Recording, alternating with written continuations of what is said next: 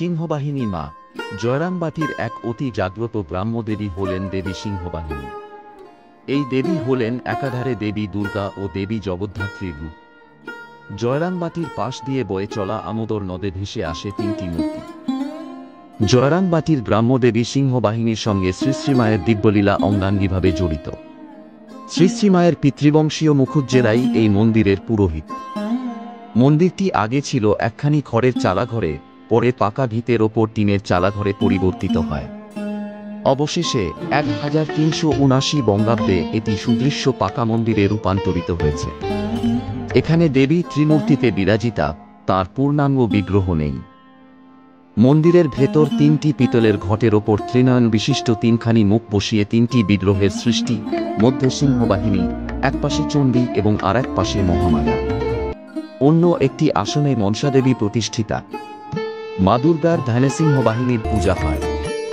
শরৎকালে সিংহবাহিনীর মন্দিরে 3 দিন পূজা, বলিদান প্রভৃতি হয়। সিংহবাহিনীর মন্দিরে দেবীর অন্নভোগ নিষিদ্ধ থাকায় তাঁকে চিড়া, ফলমূলাদি ও মিষ্টি নিবেদন করা হয়। একটা কঠিন অসুখের সময় শ্রীশ্রীমা এখানে হত্যা দিয়ে দেবীকে জাগ্রতা করেন এবং আরোগ্য লাভও করেন।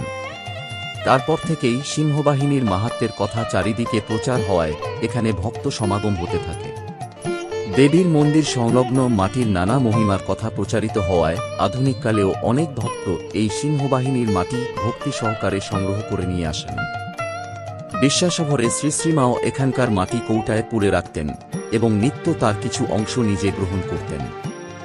সিংহবাহিনীর প্রতি শ্রীশ্রীমায়ের এত প্রগাঢ় বিশ্বাস ও ভক্তি ছিল যে গ্রামে সিংহবাহিনীর অবস্থানের জন্য তিনি গ্রামের মধ্যে পালকিতে চড়তেন না। তিনি নিজ জীবনে সিংহবাহিনী দেবীর করুণা নানাভাবে উপলব্ধি করেছিলেন। ভক্তদের প্রেরিত দ্রব্যাদিও সিংহবাহিনীর কাছে আগে পাঠিয়ে পরে অন্যান্য দেবতাদের জন্য পাঠাতেন। একবার শ্রীশ্রীমা ভীষণ শারীরিক অসুস্থ হয়ে পড়েন। তখন স্বয়ং মা সিংহবাহিনী এক কামার মেয়ের বেশ ধারণ করে আসেন ও শ্রীশ্রীমাকে দৈবিক ঔষধ প্রদান করেন।